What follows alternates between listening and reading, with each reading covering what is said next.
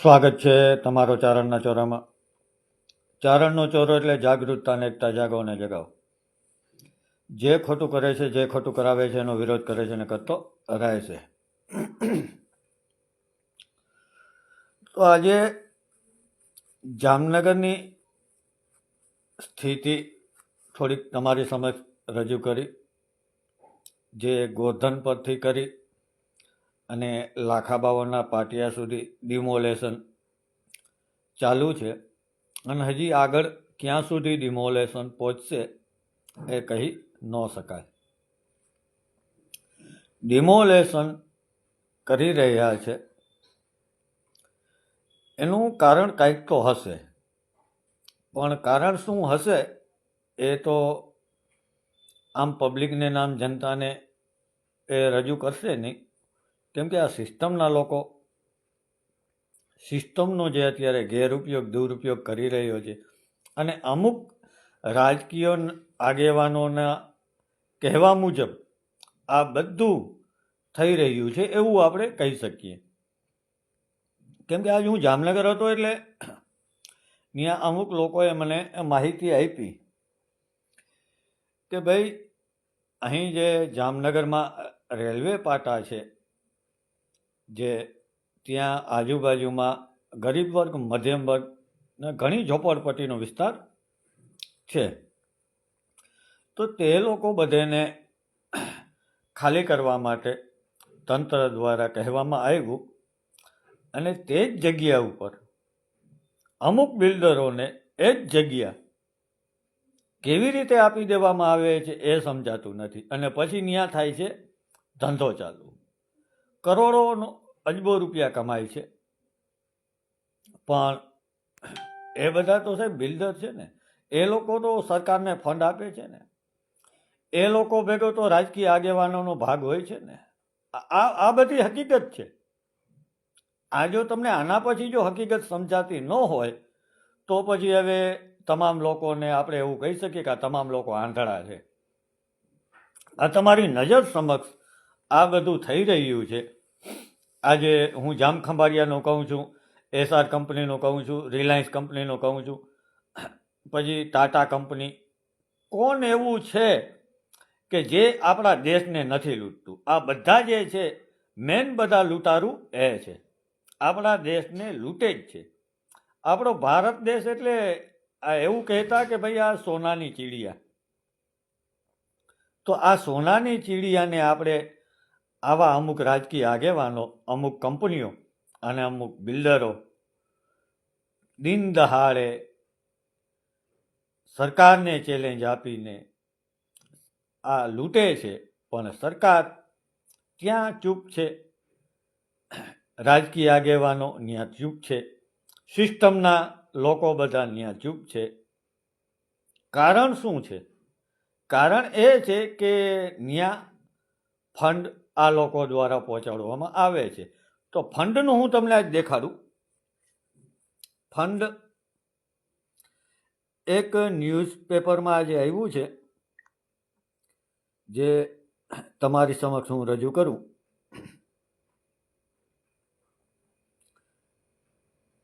આ કદાચ તમને સીધે સીધું દેખાય.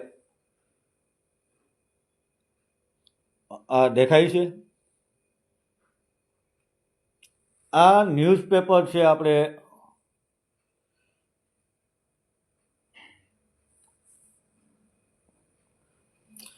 City news.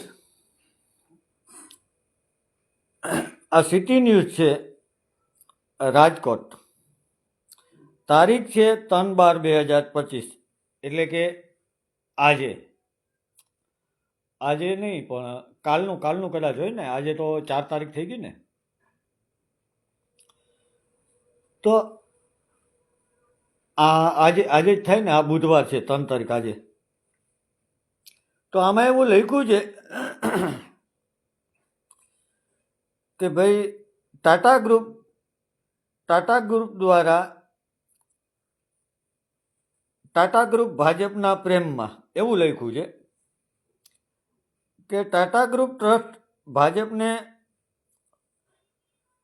757 ₹23.8 કરોડ દાનમાં આપ્યું અને કોંગ્રેસને 77 કરોડ દાનમાં આપ્યા. કેટલા? કોંગ્રેસને 77 કરોડ આ ટાટા ગ્રુપ આપે છે અને ભાજપને 757.6 કરોડ આ દાન આપે છે. હવે તમે વિચાર કરો, આટલું બધું દાન આ કંપનીઓ આપે છે તો એનું કારણ કંઈક તો હશે ને. કંપનીઓ નિયમનું પાલન કાંઈ પણ કરતા નથી. કંપનીઓમાં જે નિયમ છે કે ભાઈ સ્થાનિય લોકોને અંદાજે લગભગ 80-82% સ્થાનિય લોકોને નોકરી આપવાની હોય છે. પછી સ્કૂલો આ તે કેટલું પણ કંપનીઓને બનાવી આપવાનું હોય છે અને કંપનીની આજુબાજુના ગામ હોય તેને પણ કંપની દ્વારા કંઈક આપવાનું હોય છે, વિકાસ કરવાનો હોય છે. એવા બધા નીતિ નિયમ હોય છે કદાચ, જો મારી ભૂલ ન થતી હોય તો. પણ વિકાસ અને સ્કૂલ ને પછી સ્થાનિય લોકોને નોકરી ને એ બધી તો દૂરની વાત, કંપની આજુબાજુના વિસ્તારને બરબાદ કરી રહી છે. પછી ગમે તે કંપની તમે લઈ લ્યો, એસઆર લ્યો, ટાટા લ્યો, રિલાયન્સ લ્યો કે બીજે કોઈ અહીંયા ઘણી કંપની લઈ લ્યો, આજુબાજુના જેટલા પણ વિસ્તાર છે તે તમામ વિસ્તારને આગળ જતા સાવ નષ્ટ અને નાબૂદ કરી દેશે. આ તમને બધાને ખ્યાલ જ છે. આમાં કાંઈ કોઈને પૂછવાની જરૂર નથી કે કોઈને પુરાવા પણ આપવાની જરૂર નથી કે આ કંપનીઓના લીધે ઘણું રોગચાળો ફેલાય છે, પ્રદૂષણ ફેલાય છે, પછી આપણી વનસ્પતિ છે, આપણી ખેતીની જમીન છે, એ બધું નષ્ટ જ થાય છે. તો આ ધીરે ધીરે કરતાં એમ સમજો ને કે આગળના દિવસોમાં સંપૂર્ણપણે બધું નાશ ને નાશ સિવાય કાંઈ નહીં હોય.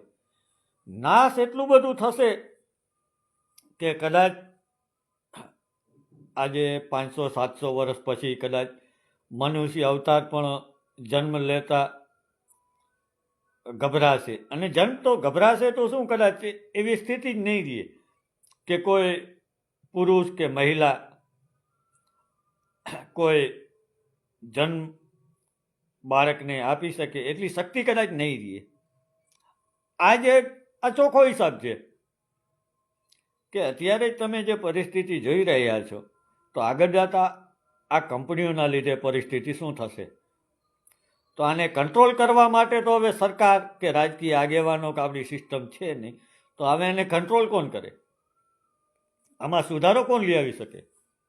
સવાલ એ છે. સુધારો લઈ આવી શકે એમ છે, કંટ્રોલ પણ થઈ શકે એમ છે, પણ શું કામીને કે જ્યારે તમામ પબ્લિક જાગૃત થશે અને જાહેરમાં વિરોધ કરશે એટલે ચોક્કસથી આમાં ઘણું ફેરફાર થશે અને દરેક પબ્લિકનો, દરેક જનતાનો બચાવ 100% થશે. અત્યારે તમે એવું માનો ને કે અત્યારે આપણે આ બધા લૂંટી આપણા દેશને, અને આ લોકોને તો પછી ખબર છે કે ભાઈ અહીંયા સર્વનાશ જ થવાનું છે, તો એ તો વિદેશમાં જઈને સ્થાયી થઈ જશે. આ ચોખ્ખો હિસાબ છે. તો આ આપણે બધા આમ પબ્લિકને, આમ જનતા જાસી ક્યાં? અત્યારે રોજીરોટી છીનવી રહ્યા છે આપણું તંત્ર બધેનું, પણ આ કંપનીઓ જે હજારો વીઘા દબાવીને બેઠા છે, જે કબજો કરીને બેઠા છે, ત્યાં ખાલી કરાવવા સિસ્ટમના લોકો નહીં જાય. બિલ્ડરો સોસાયટી ઊભી કરી દીધી છે. બિલ્ડરોએ જે ગૌચર જમીન જ છે, કંપની પણ ગૌચર જમીન ઘણી દબાવીને બેઠી છે. તો ત્યાં કોઈ રાજકીય આગેવાનો કે સિસ્ટમના લોકો ત્યાં નહીં જાય. શું કામ નથી જતા? ભાઈ તમે બધા નોકરી કેવા માટે કરો છો? દેશને લૂંટવા માટે કે દેશની વ્યવસ્થાને સુરક્ષા માટે? પણ અત્યારે શું કરે સાહેબ, આ લોકોને કોઈ કહેવા વાળું છે જ નહીં, કેમ કે આ લોકો માટે હાથ કોના છે? તો જે મોટા રાજકીય આગેવાનો છે એના. હવે સિસ્ટમ બધી એ ચલાવે છે, કાયદો વ્યવસ્થા બધા એ સાચવીને બેઠા છે. નિયંત્રણ બધું એના હાથમાં છે. તો પછી અત્યારે ગરીબ વર્ગ, મધ્યમ વર્ગ હેરાન થવાનું જ છે. આમાં કોઈ શંકાનું સ્થાન જ નથી. તો હેરાનગતિમાંથી છુટકારો આપણે ત્યારે મળશે જ્યારે આપણે બધા જાગૃત થઈએ અને જાગૃત બધાને બનાવીએ. તમે જાગૃત થશો ને તમે સવાલ સામે કરશો એટલે તમને દબાવવાના પ્રયત્ન કરશે જ આ બધા. કોઈ બી હિસાબે, કોઈ બી સંજોગે ડરાવી, ધમકાવી, લલચાવી, ફોસલાવી, સંબંધમાં શરમાવી, આ બધા કેન્યા એ લોકો આજમાવશે જ. પણ આ એકેય કેન્યામાં તમે પડતા નહીં અને તમે સતત વિરોધ ચાલુ રાખજો. એટલે જુઓ તમે ટૂંક સમયમાં બદલાવ કેટલો આવે છે. અને બદલાવ આવે જ છે હો. કોઈને એમ હોય ને કે બદલાવ નથી આવતો તો એ ભૂલી જાજો. અને હજી બદલાવ ઘણો આવશે. બદલાવનો હું તમને દાખલો હમણાં જ મેં દીધો ને કે બદલાવ આવ્યો છે અને હજી આવશે. કે જે લોકોને ફોટા પડાવવાનો એટલો બધો શોખ અને એટલું બધું ફોટા માટે તો હાવ પોતે કૂદતા હોય, ફોટા પડવાનું મળી જાય એટલે એ લોકોને ખાવાનું નથી જોતું, કાંઈ નથી જોતું. ભૂખાઈને તૈસા ફોટા પડાવવા માટે બેઠા રહીએ એવા વ્યક્તિઓ છે. એ અમુક જગ્યાએ ફોટા પડાવવા હોય, ઈચ્છા ફૂલ હોય, પણ ફોટા પડાવી નથી શકતા. આ તમે વિચાર કરો તો આ બદલાવ નથી. હજી બદલાવ આવશે.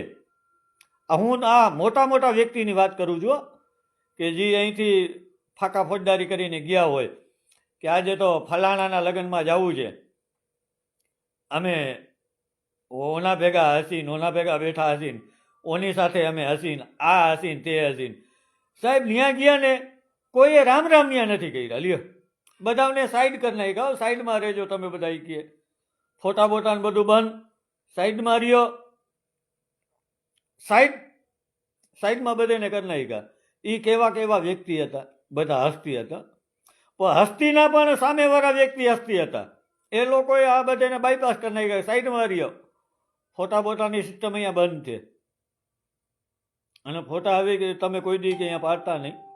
અહીંયા તમે ખાલી ખાઈ પી વધાવું લખાવીને નીકળો પરબારા. આશીર્વાદ કોઈને કંઈ આપવાના નથી, નીકળી જ જાવ. બોલો, આટલું આ ફેર પડ્યું હો.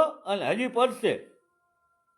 અમુક લોકોને ખીજે ઘણી ચડી છે અમારા અમુક વ્યક્તિઓ ઉપર. અને હજી ખીજ ભલે ને ચડે, એનાથી જે થાય કરી લઈએ, આપણે કંઈ છીએ ને. તો મિત્રો, જો તમે બધા જાગૃત થશો અને આ બાબતે જો તમે બધા આગળ વિચારશો તો ચોક્કસથી આમ પબ્લિકને, આમ જનતા હવે બચી શકશે. નહીંતર પછી આ લોકો ધીરે ધીરે કરીને જેમ અંગ્રેજોએ કબજો કર્યો તો આપણા દેશ માટે, અને આપણા દેશને જે લૂંટો, જે તમને બધાને ખબર છે, પછી આઝાદ કરવા માટે કેટલી પ્રકારની લડાઈ લડવી પડી અને કેટલા લોકોએ બલિદાન દીધું, કેટલા લોકો એમાં હેરાન પરેશાન થયા, કેટલા ઘર એમાં બરબાદ થયા. ત્યારે પછી પાછું આઝાદ થયું છે. એમને આઝાદી નથી મળી. તો અત્યારે પરિસ્થિતિ કંઈક એવી જ થઈ રહી છે. તો ફરી કોઈને બલિદાન દેવું ન પડે, ફરી કોઈને હેરાન થવું ન પડે. એના કરતાં આપણે બધા જાગૃત થઈ જાય તો આ દિવસ ન આવે. નહીંતર આ દિવસ હવે બહુ દૂર નથી. આપણે અત્યારે એમ સમજી લ્યો કે આપણી માથે કબજો જ છે આ બધેનો. ખાલી સ્વતંત્ર તો નામ રહ્યું છે. આપણે કોઈ સ્વતંત્ર ચીન નહીં, આપણો દેશ સ્વતંત્ર છે જ નહીં. આ ખાલી નામ એવું આપણે ઓલું કહે ને કે મનને મનાવવા માટે આ બધું છે કે આપણે ભારત દેશ સ્વતંત્ર છે, બધા આઝાદ છે. આઝાદ નથી, આપણે ગુલામ છીએ અત્યારે. આપણે ગુલામ બનાવવામાં આવી રહ્યા છે. ગુલામ કોણ બનાવે છે? તો આ જે જવાબદાર અધિકારીઓ, જવાબદાર વ્યક્તિઓ બેઠા છે ને, એ બધા. એ પોતે કોકના ગુલામ બન્યા, હવે એના ગુલામી આપણે બનાવે છે. તો એ ભલે કોકના ગુલામ બને, પણ આપણે કોઈનું ગુલામ બનવું નથી અને કોઈને ગુલામ બનવા દેવા નથી. આપણે એ પ્રયત્ન કરીએ છીએ, સતત પ્રયત્ન આપણે ચાલુ રાખીએ. આ હકીકત તમારી સમક્ષ હું જે રજૂ કરું છું, તમારા મગજમાં જો આ બધું બેસતું હોય તો તમે એક કામ એટલું કરજો કે દરેક વ્યક્તિ સુધી આ વાત પહોંચાડીને દરેક વ્યક્તિને જાગૃત કરજો. આપણો દેશ લૂંટાઈ રહ્યો છે અને લૂંટવાવાળા બીજા કોઈ નથી. આપણા જ વિસ્તારના, આપણા જ શહેરના, આપણા જ ગામના સમાજના આગેવાનો તથા રાજકીય આગેવાનો અને અમુક સિસ્ટમમાં બેઠેલા લોકો જ છે, બીજું કોઈ બહારનું નથી. તો આ બધેને જેમ બને એમ વહેલી તકે ઊભી પૂંછડીએ ભગાડો. તમે બધા જાગશો ને તો આ બધા ઊભી પૂંછડીએ ભાગશે. અને ભાગે જ ને, કેમ ન ભાગે? હમણાં થોડાક દી પહેલા જ એક સારા એવા પ્રસિદ્ધ વ્યક્તિ ભાગ્યા જ હતા. હું એકલો જ હતો, મારી ભેગી કોઈ ફોજ નહોતી. ખાલી મારા 2-4 સવાલ હતા, 2-4 સવાલથી ભાગ્યા. તમને બધાને ખબર છે ને? પણ આપણે સાચા હોવા જોઈએ, અને આપણે સાચા છીએ, આપણે સાચું જ રહેવાનું. આપણે ખોટું જોતું જ નથી ને ખોટું થવા નથી દેવું. પછી શું છે? પછી ભલે ને આપણી સામે ગમે તે આવે, સરકાર હોય કે સરકારની સિસ્ટમના લોકો હોય, શું ફેર પડે? જવાબ આપણે જોઈએ છીએ. જવાબ જે પણ જોશે એ જાહેરમાં જોશે, અને આપણે જવાબ લેશી. આપણે પગયાત્રા અત્યારે સ્થાયી રાખી છે, એનાય અમુક કારણ છે. પણ પગયાત્રા તો શરૂ થશે જ, એમાં કોઈ શંકાનું સ્થાન નથી. થોડાક દિવસ મોડા વહેલું થશે, પણ પગયાત્રા શરૂ થશે. અને ત્યારે જોઈએ કે કેની ધરતી ભાર ઝીલે છે અને કોણ પછી ભાગે છે. આ તમે જોજો સમય આવે એટલે. અને હવે ફરી હું તમને બધાને નોંધ દેવડાવી દઉં કે સાંસદ શ્રી પૂનમબેન માડમે આપણા નામની ગુંડા તત્વોને જે સોપારી આપી છે, અને રાબેતા મુજબ હજી પ્રયત્ન કરતા જ હશે, કેમ કે અત્યારે ચારણનો ચોરો ખૂબ નડે છે એને, અને નડશે જ, હવે બહુ નડશે. એટલે આપણે નોંધ દેવડાવતા રહી કે મને તથા મારા પરિવારને કંઈ પણ થશે તો એની સંપૂર્ણપણે જવાબદારી સાંસદ શ્રી પૂનમબેન માડમ તથા એના ગુંડા તત્વોની છે, હશે અને રહેશે. તો બધાને ચારણના ચોરાના જય માતાજી. ખૂબ ખૂબ આભાર. ધન્યવાદ.